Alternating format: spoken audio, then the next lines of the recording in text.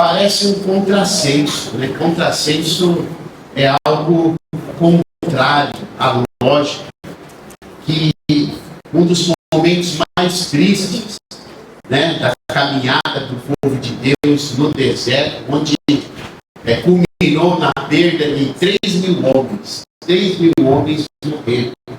Não se deu em razão de uma guerra, não se deu em razão de batalhas, de fome, sede, miséria no deserto, mas culminou e acabou levando a uma festa. Uma festa provocou uma consequência muito grave. Não que o povo não pudesse fazer festa, e não que eu e você, nós não possamos fazer festa, né? Aquele povo, aliás, já tinha as festas, né, determinadas por Deus. Deus determinou, né, as festas, mas eles tinham a liberdade de fazer festa. Afinal, eles saíram do Egito. Eles eram escravos ali no Egito, né? Deus os livrou com mão forte, poderosa, declarando o amor a eles. E o próprio Deus estava com eles, caminhando numa promessa, levando eles a uma promessa linda, uma promessa assim, maravilhosa. Mas houve uma festa que não agradou o Senhor. Houve uma festa que inflamou o coração de Deus na ira. Porque na ausência de Moisés, Moisés tinha subido ao monte lá 40 dias, 40 noites, né, buscando os preceitos de Deus, buscando a orientação de Deus para o povo. Moisés queria trazer algo de Deus para o povo.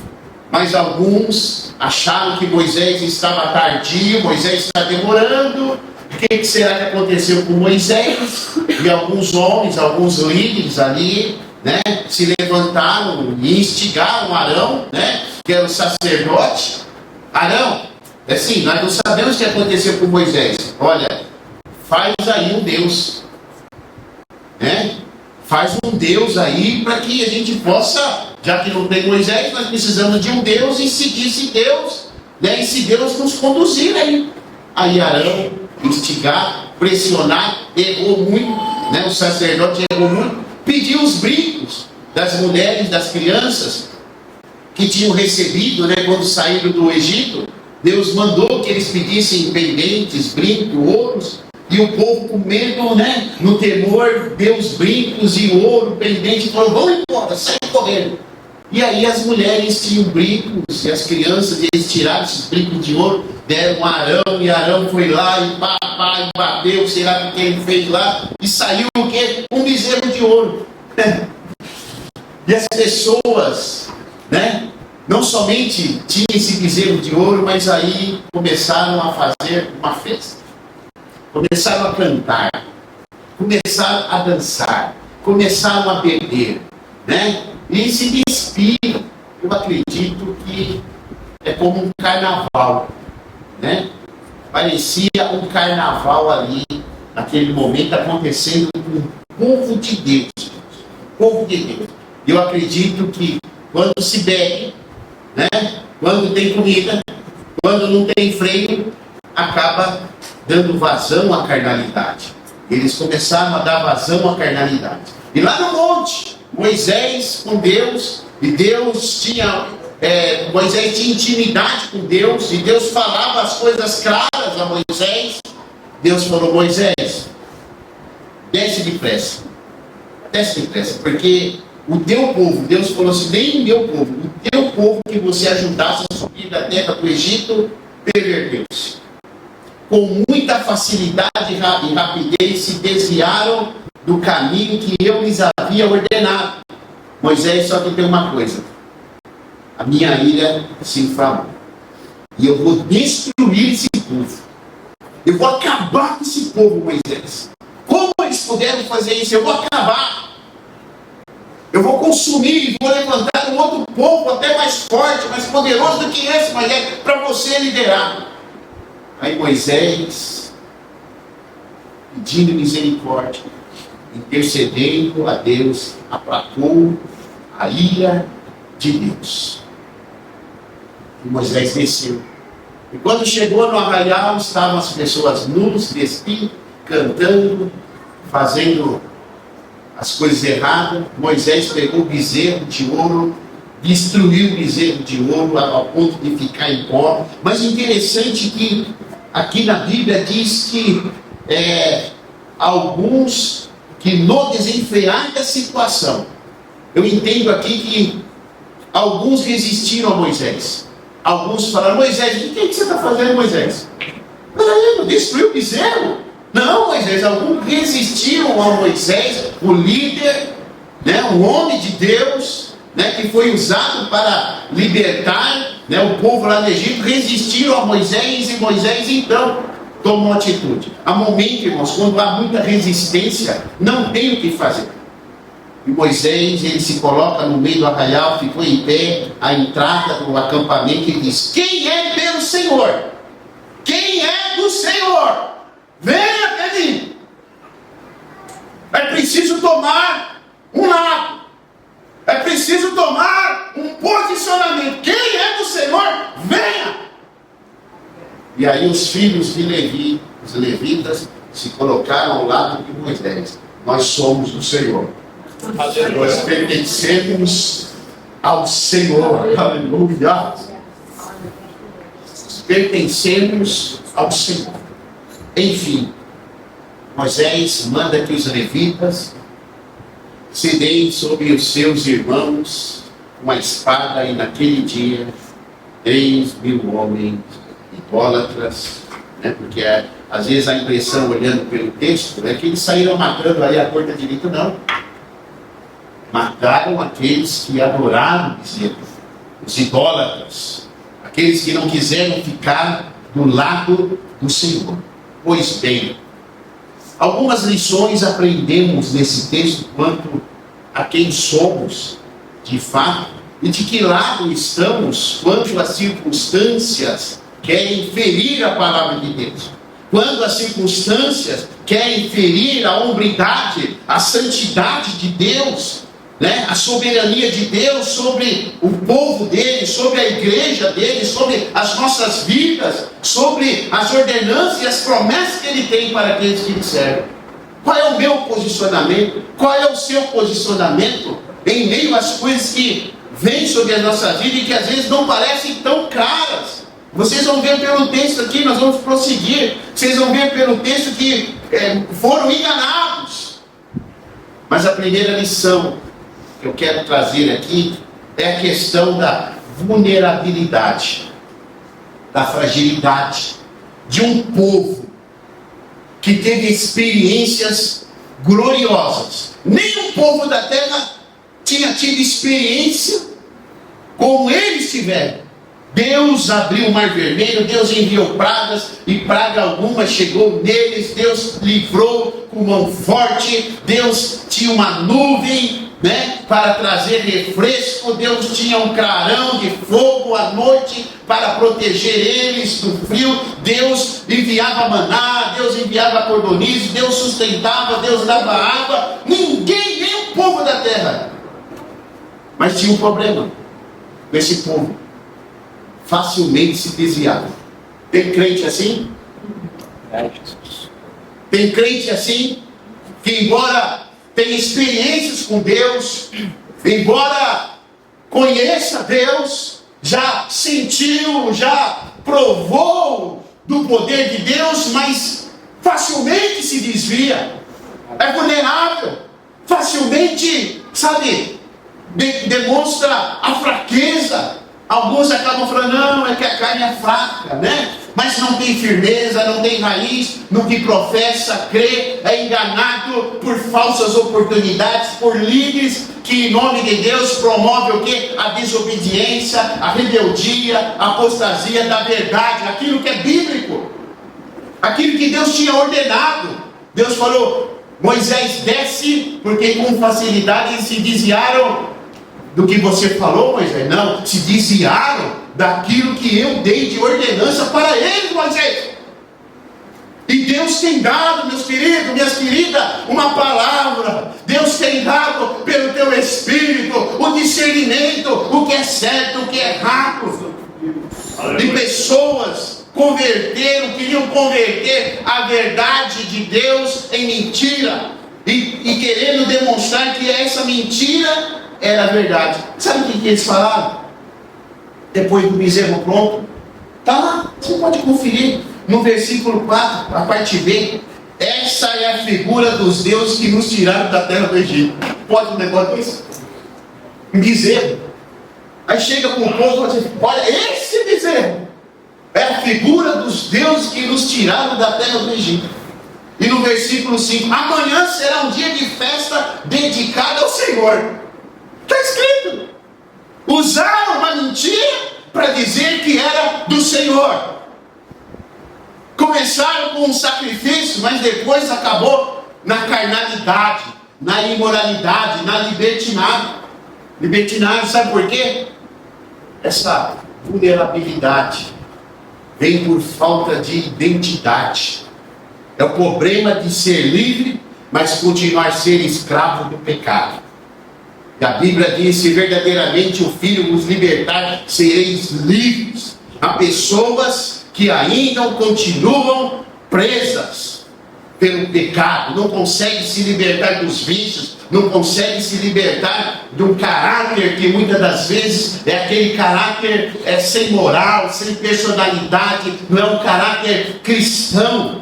É o problema de sair do Egito, mas ter ainda o Egito no coração. Aquele povo tinha sido liberto do Egito, mas o Egito caminhava com eles, porque na história, toda vez que surgia um problema, falavam assim: vamos voltar ao Egito. Vamos levantar alguém para levantar o Egito, levantar a gente e nos direcionar novamente para o Egito. No Egito era escravo, no Egito comiam cebola. Há crentes assim, meus queridos, que esquece o que Deus tem feito, e na hora da prova, na hora da dificuldade, ainda saem palavras: ah, eu vou voltar para o mundo, eu não vou mais na igreja, eu vou largar isso, eu vou largar aquilo. Não sabe a besteira, asneira que está falando. O Egito ainda está no coração, o mundo ainda está na mente, não foi liberto completamente, não sabe o valor desse caminho, não sabe, na verdade, no que Deus o livrou, não sabe quem é em Deus, quem somos. Essa vulnerabilidade vem por causa disso. Alguns perderam a identidade de quem é, não sabe quem se tornou no Senhor e como se precisa se comportar em meio às circunstâncias, em meio às demais pessoas, para alcançar as promessas de Deus. Nos capítulos anteriores ao 32, Deus já tinha feito aliança, Deus já tinha declarado quem iria ser aquele povo. No capítulo 19, versículos 5 e 6, está escrito assim: agora, pois, se atentamente ouvirdes a minha voz e guardardes a minha aliança, então sereis a minha propriedade peculiar dentre todos os povos, porque toda a terra é minha, e vós me sereis um reino sacerdotal e um povo santo. Estas são as palavras que falará aos filhos de Israel. E Moisés vai e fala assim para o povo: olha, Deus não somente libertou do Egito, Deus tem uma proposta. Deus quer fazer de nós um povo diferente de todos os demais povos da terra. Deus quer fazer de nós uma propriedade peculiar. Esse Deus que agiu poderosamente, Ele quer ser o nosso Deus. E Ele quer ser, sabe, aquele que vai nos direcionar para ser sacerdotes. Reino sacerdotal. Para ser diferente, para ser o abençoador dessa terra. E quando ouviram isso: não, Moisés, é bênção demais. Está lá no capítulo 19, é bênção demais, é muito bom. Nós queremos ser mesmo esse povo, nós queremos ser santo, nós queremos, sabe, ser aqueles que vão distribuir as bênçãos às demais nações. Mas aí a gente vai ver pela caminhada que foram somente palavras. Também por meio de Cristo Jesus, não, há uma nova aliança. Deus também estabeleceu uma aliança de identidade para que saibamos quem somos realmente. Mas vós sois a geração eleita. Você pode dar glórias a Deus.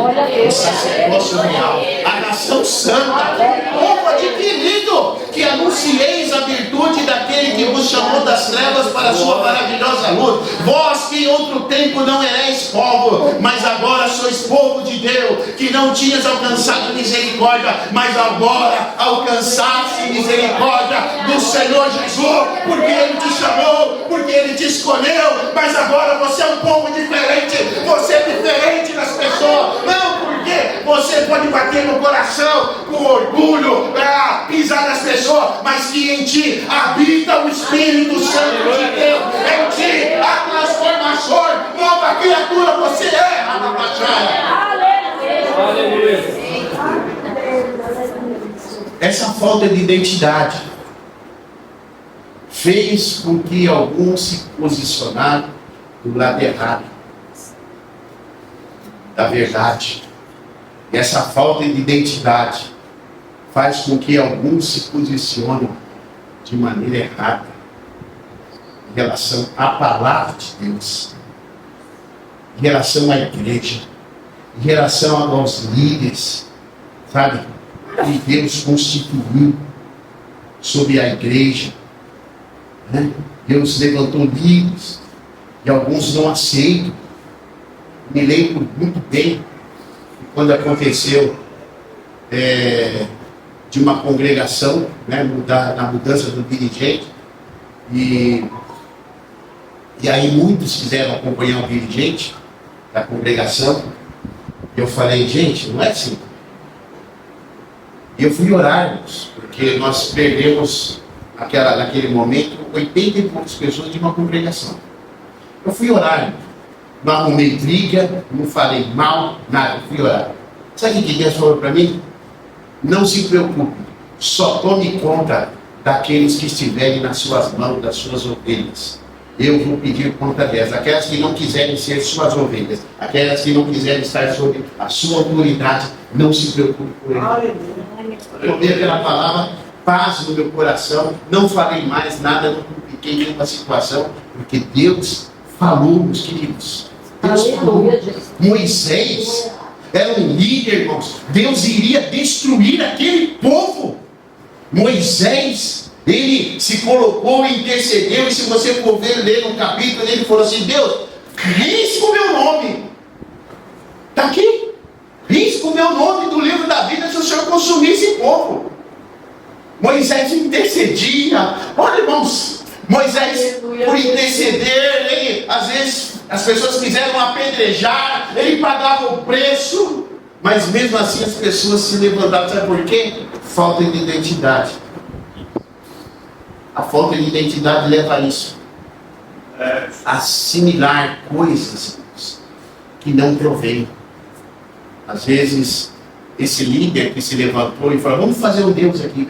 É o que tinha mais voz, é o que tinha mais autoridade ali, porque as pessoas não entendiam. Segundo ponto, provocadores da ira ao invés de bênçãos. Irmãos, era um povo que já tinha bênção, tinha promessas de Deus sobre a vida deles. Irmãos, a Bíblia diz, até foi comentada aqui pela diaconisa Valéria, Deus fala: eu vos abrirei as janelas dos céus e derramarei sobre quem? Bênção tal. E que dessa bênção advenha o quê? Mais bênção ainda. Irmãos, quando nós somos abençoados por Deus, essas bênçãos provocam, sabe o quê? Mais bênçãos na nossa vida. Aquele povo já era abençoado. Aquele povo já tinha promessa. Aquele povo, sabe, com as bênçãos eles poderiam provocar, sabe o quê? Mais bênção ainda. Mas sabe o que eles estavam provocando? O que eles estavam provocando? A ira de Deus. A ira de Deus. Tá? E na Bíblia nós vamos ver diversos termos, tanto no hebraico, né, como no grego, a respeito da ira de Deus. Mas no geral esses termos significam cólera, furor, ódio. Você sabia que Deus, ele se ira? Você sabia que Deus odeia determinadas coisas? Você sabia que Deus odeia determinadas festas de crente? Você sabia? Fique sabendo as coisas que Deus odeia. Você sabia que Deus odeia determinadas palavras pronunciadas porque, sabe, desfaz dele, do agir, tudo aquilo que ele demonstrou de graça, de misericórdia, aqueles homens com aquelas palavras, esse é nosso Deus. Agora sim, estavam provocando a ira, a cólera. Esse termo tem uma conexão com a ideia de inflamar. Deus falou para Moisés: Moisés, eu estou inflamado. Eu vou consumir.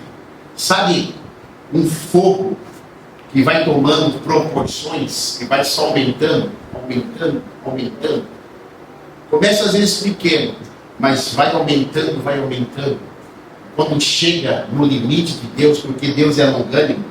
Longanimidade significa tolerar, suportar até um determinado tempo. Deus é longânimo, ele é tardio às vezes, mas há um momento que ele vai se inflamando, vai se inflamando, vai se inflamando e fala: chega!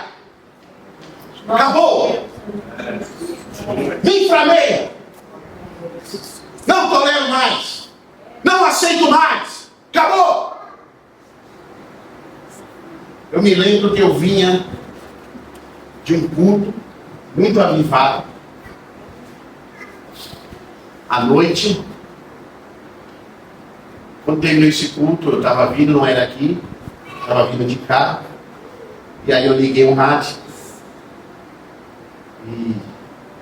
e ali estava passando alguma coisa sobre uma pessoa que estava tirando o sarro. Sempre tirou sarro. Os crentes, das coisas de Deus. Irmãos, eu estava no culto, Deus estava comigo e Deus estava naquele carro. Quando aquela pessoa começou a rir, dar gargalhada das coisas de Deus, eu falei: Deus, não passou nem 2 dias, morreu.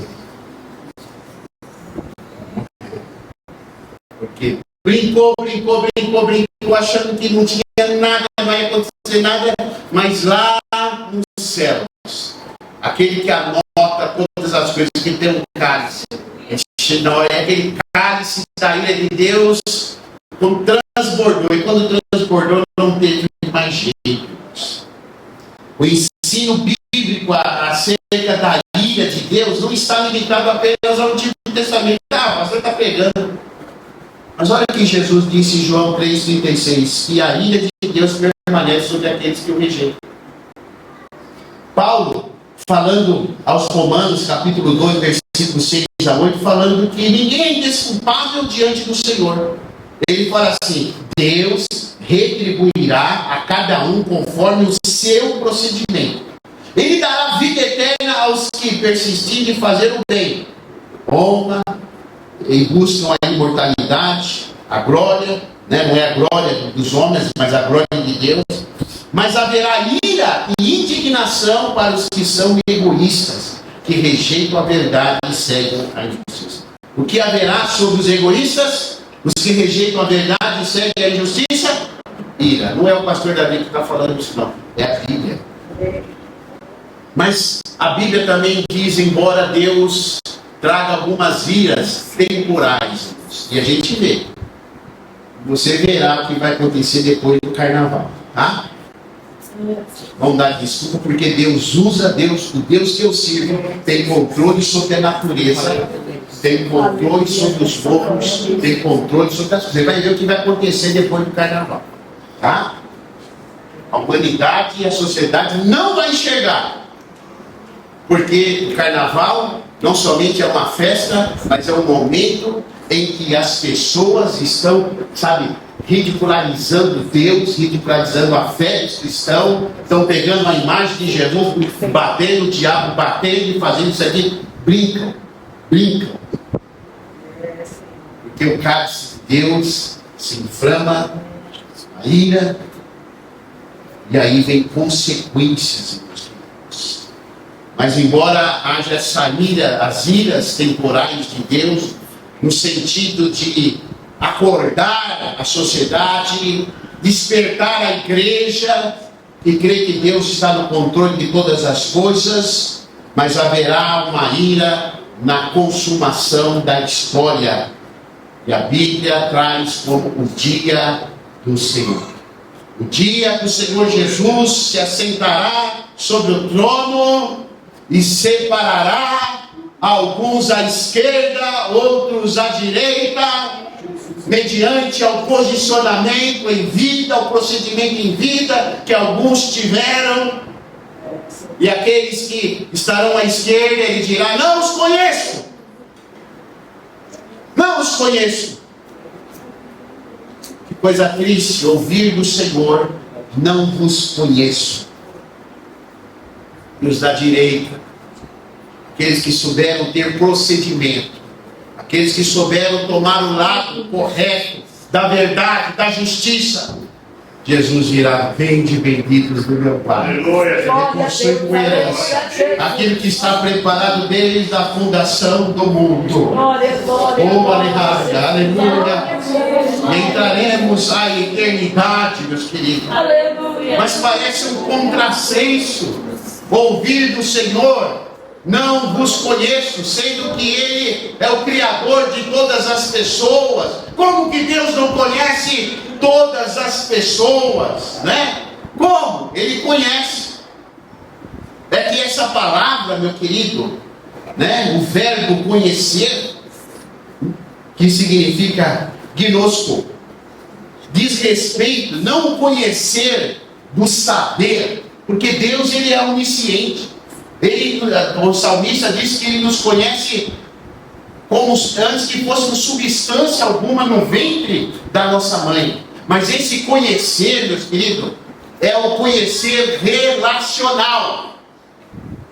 Jesus está falando: eu não vos conheço pela relação que deveria ter comigo. Eu não vos conheço pela relação que você deveria ter comigo. E a expressão dessa, a expressão, né, por completo, eu não vos conheço, que significa: eu não aprovei a sua obra, nunca reconheci a vossa obra, nunca dei crédito ao vosso trabalho, nunca aprovei a vossa fé, nunca aprovei o nosso relacionamento, por isso eu não vos conheço. Mas, vai ser dito isso para o ímpio, né? O ímpio, não. Muitos me dirão naquele dia: Senhor, Senhor, não profetizamos nós em Teu nome? E em Teu nome não expulsamos demônios? E em Teu nome não fizemos muitas maravilhas? Então lhes direi abertamente: nunca vos conheci. Apartai-vos de mim, vós que praticais a iniquidade. Crente que continua praticando iniquidade, Shuri Calabalha, vai ouvir do Senhor. Não vai ser do pastor Davi, mas vai ouvir pela palavra: não vos conheço. Não aprovei a sua caminhada de fé. Não aprovei. Você brincou comigo. Você não me adorou como poderia ter adorado. Você não me priorizou como deveria ter priorizado. Eu não vos conheço. Meus queridos, é muito sério isso. A perda é grande. Jesus aqui não está falando, meus queridos, de algo que significa a perda de um emprego, a perda de um namorado, de uma namorada, a perda de um ente querido. E aí, com muito respeito, é muito difícil a gente ter perdas. A perda de um relacionamento, a perda de um carro. Irmãos, eu sei que eu não estou sendo insensível, não, irmão. Eu sei quando é difícil as perdas na vida, irmão. Mas nunca haverá palavra que impactará a nossa vida como essa. Se ouvirmos essa palavra, acabou tudo. Não valeu a pena nada. Não valeu a pena entrar por essa igreja. Não valeu a pena, na hora que o pastor estiver falando, enfiar a mão no bolso, mascar chiclete. Não que ninguém esteja mascando. Não fala assim, por favor. Se tiver, eu não estou te vendo.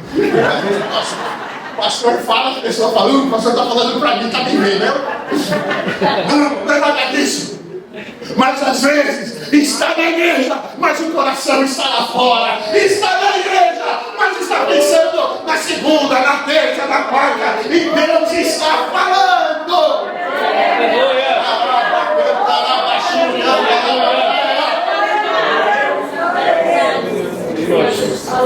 É muito sério, meus queridos. É muito sério isso. Muitos vão ouvir isso do Senhor. Pastor, apóstolo, diácono, evangelista, presbítero, diácono, irmão, irmã. Ouvir missionário. Eu não os conheço. Sabe que isso faz a alusão? Quando Deus me deu essa palavra, o Espírito Santo me deu uma alusão a respeito disso daí. Imagina que tem uma festa muito boa. E é assim. E você quer ir. O negócio que você não quer perder, né? Assim como se fosse casar e a moça mais bonita da igreja, a mais popular da igreja. Puxa. Aí você não foi convidado, mas se sente convidado. Aí você fala, eu vou. Eu conheço o pai da noiva. Eu conheço a noiva, eu vou. E você vai. Aí você chega. Aí quando você chega lá, tem um segurança 3x4 lá na porta e fala, por favor, o convite. Convite? Por favor, o convite. E além de você ir de qualquer jeito, né? Aí não, não tem convite, mas eu conheço o dono da festa. Por favor, vem com ele. Eu conheço ele. Né? Fala que o fulano está aqui. Tá aí, o 3x4 vai lá, né, o dono da festa, né? Fala assim, desculpe me incomodar, senhor, mas tem um fulano aí na porta. Ele falou que te conhece. E ele quer entrar na festa. Ele falou, me conhece? Vamos lá ver. E quando chega assim, eu falo assim, essa pessoa só me procura quando precisa de mim. Essa pessoa aí nunca me convida para aquilo que é importante para ela. Diz para ela que eu não a conheço, porque essa festa são para os íntimos. Aleluia. Essa festa são aqueles que têm relacionamento comigo. É a unção que Lucas, capítulo 13, menciona. Jesus é perguntado por uma pessoa, Senhor, são poucos os que se salvam? Jesus fala assim, porfiai por entrar pela porta estreita, porque eu vos digo que muitos procurarão entrar e não poderão. Quando o pai de família se levantar e cerrar a porta, e começar de fora a bater a porta, dizendo, Senhor, Senhor, abre-nos, e respondendo ele vos disser, não sei de onde vós sois, não vos conheço. Então começareis a dizer, Senhor, temos comido e bebido na tua presença, e tu tens ensinado nas nossas ruas. E ele vos responderá, digo que não vos conheço, nem sei de onde vós sois. Apartai de mim, vós todos que praticais a iniquidade. Meu Deus, olha. Você sabe qual que foi o argumento? Temos comido, temos bebido, temos recebido os seus ensinamentos da vida. Isso não significa e não é garantia de que Jesus nos conhece. Certo escriba, né, perguntando sobre os maiores mandamentos, o Senhor Jesus falou, guarda isso, né, isso. Ele falou, Senhor, você não tem guardado. Eu tenho guardado isso desde a minha mocidade. Aí Jesus fala assim, pois bem, você não está tão longe do reino de Deus. Não está no reino de Deus. você não está tão longe do reino de Deus. Quer dizer, ouvir, comer, beber diante do mestre não é garantia de ter um relacionamento íntimo, sincero e de ouvir dele: vinde benditos do meu Pai, e possui tua herança, e ser aprovado naquele dia, naquele momento. Não é, meus queridos, não é. Para finalizar,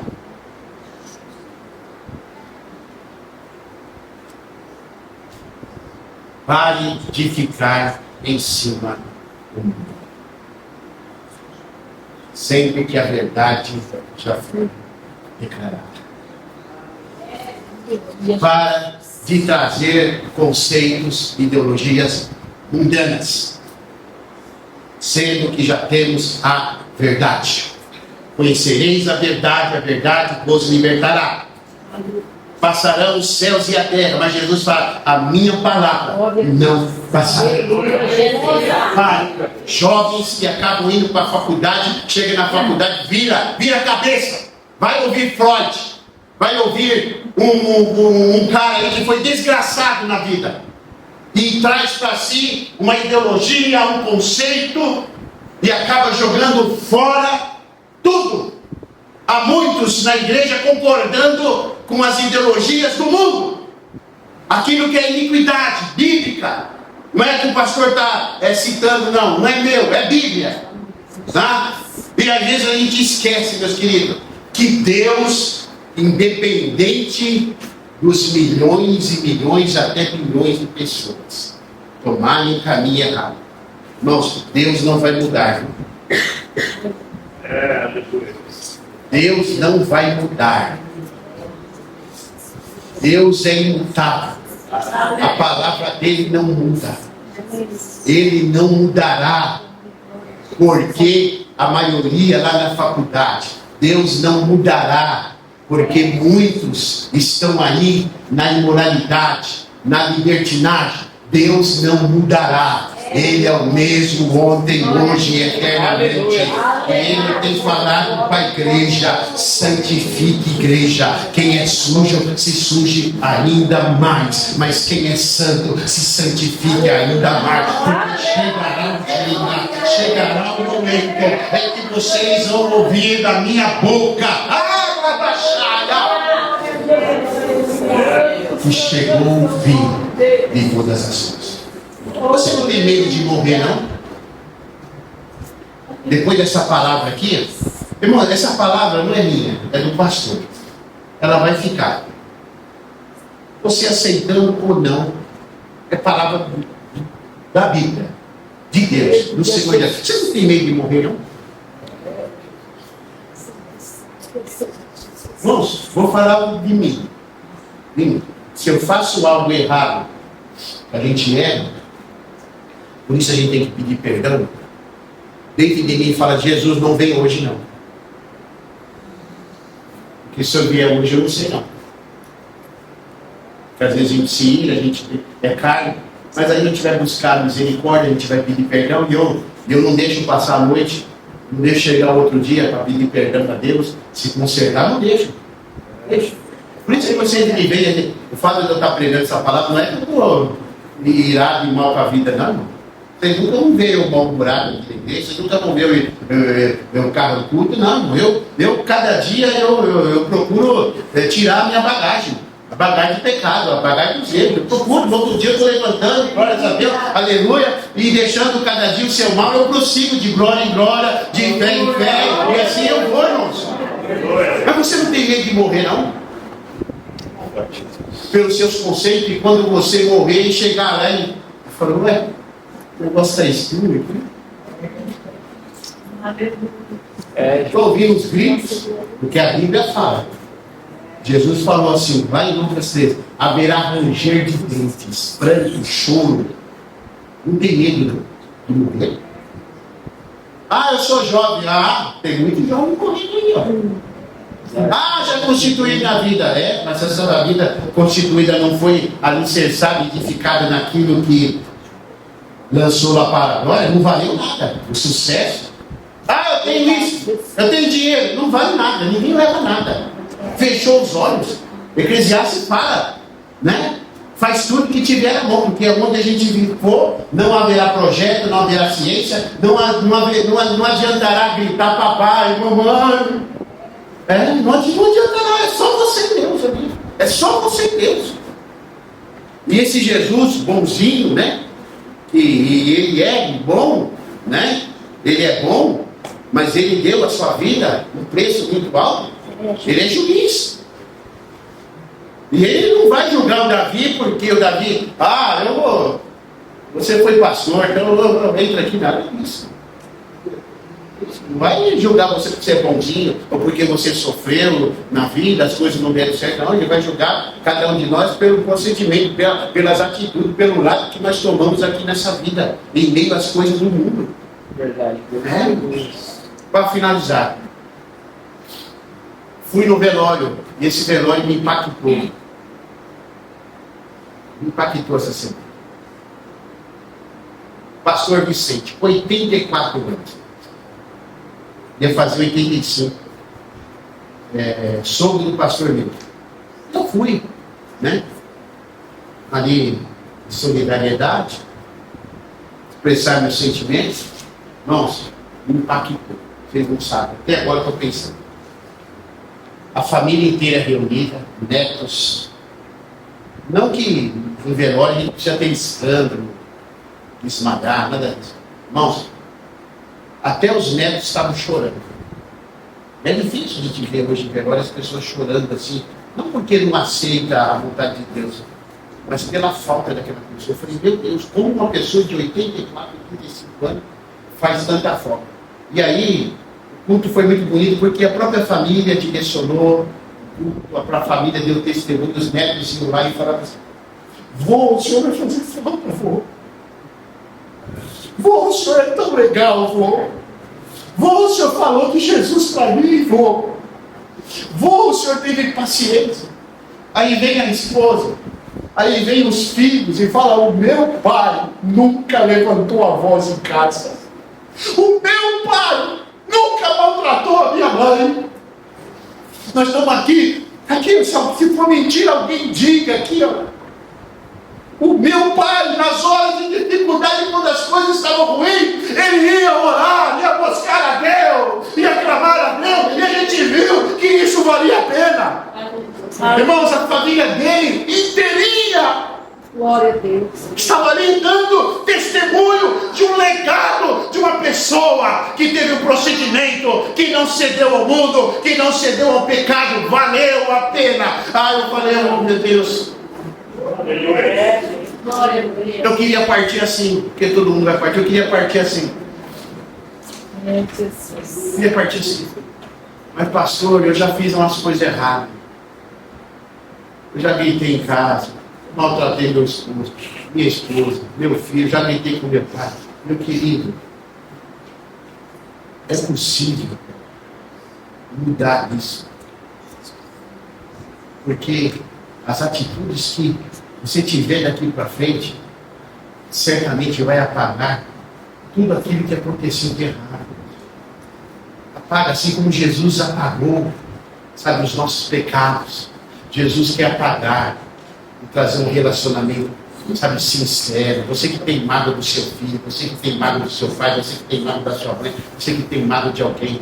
Não, Jesus pode apagar isso. Talvez a sua filha, talvez o seu filho não foi a pessoa que você queria, você tinha tantos planos, mas é seu filho. Assim como Deus, às vezes ele olha, eu penso que Deus olha para mim, Deus queria que eu fosse algo a mais, fizesse algo a mais, tivesse ganhado mais algo, mas eu continuo filho dele, eu continuo sendo amado por ele, e a gente precisa, por meio do procedimento, como filho de Deus, transformar esse mundo, transformar as nossas famílias. Volte a amar a sua família, volte a amar as pessoas, volte, mas declarando o lado certo em que você está. Fique em pé em nome do Senhor Jesus.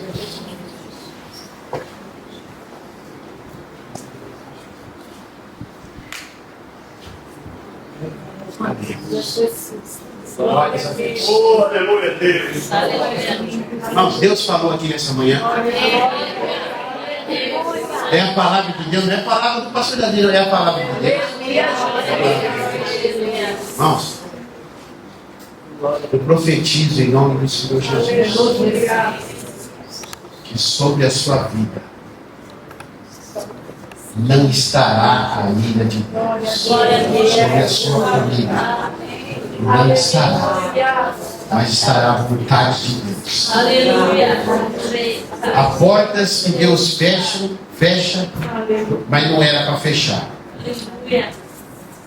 Porque fecha por causa da rebeldia, por causa da desobediência. Às vezes em graça ele vai concedendo algumas coisas, em graça, que nós não somos merecedores. Mas não é aquilo que Deus gostaria ainda de dar. Porque pela nossa desobediência, nossa rebeldia, pelo fato de não ter posicionamento, algumas portas, algumas coisas não são dadas.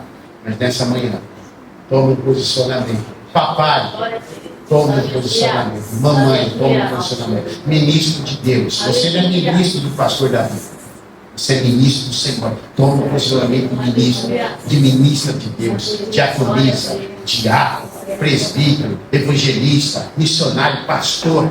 Toma um posicionamento de Deus, não é do Davi, não é de Deus que te escolheu e é bíblico. Toma, faz aquilo que está na Bíblia. Igreja, faz aquilo que está na Bíblia. Igreja, correr, cara, faz aquilo que é bíblico e Deus vos abençoará grandemente. E sereis escolhidos dentre todos. Filho, obedecei aos vossos pais. Rebeldia. Acho que porque sabe mexer no celular, para lá e para cá, sabe mais do que o papai e a mamãe. Seu pai somente tem a autoridade de Deus sobre a sua vida para falar não, e é não e pronto. Sim, pode ir. É a autoridade de Deus que Deus dá aos pais. Há filhos que não estão entendendo isso. Porque